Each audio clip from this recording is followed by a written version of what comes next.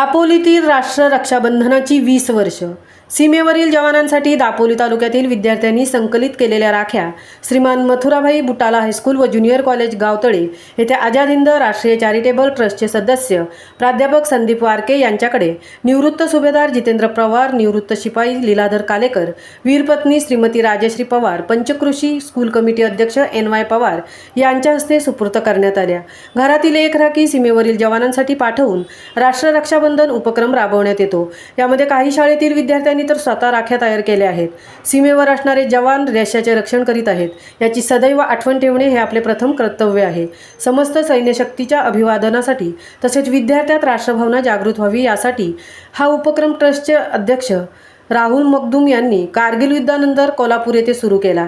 तर 2004 पासून दापोलीतील गावतळे येथे हा उपक्रम प्राध्यापक संदीप वारके यांनी सुरू केल्यानंतर तालुक्यातील अनेक शाळा सदर उपक्रमात सहभागी होत गेल्या।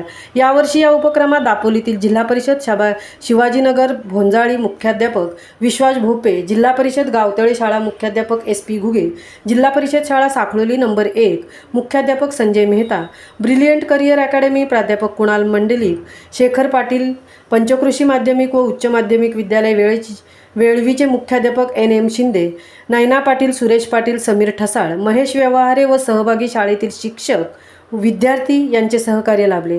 या कार्यक्रमाप्रसंगी गावतळे सरपंच सौ विधी पवार, प्रभारी मुख्याध्यापिका PJ कुचनेरे, देशप्रेमी नागरिक, विद्यार्थी, शिक्षक, प्राध्यापक, शिक्षकेतर कर्मचारी उपस्थित होते। कार्यक्रमाचे सूत्रसंचालन NL कालेकर यांनी केले।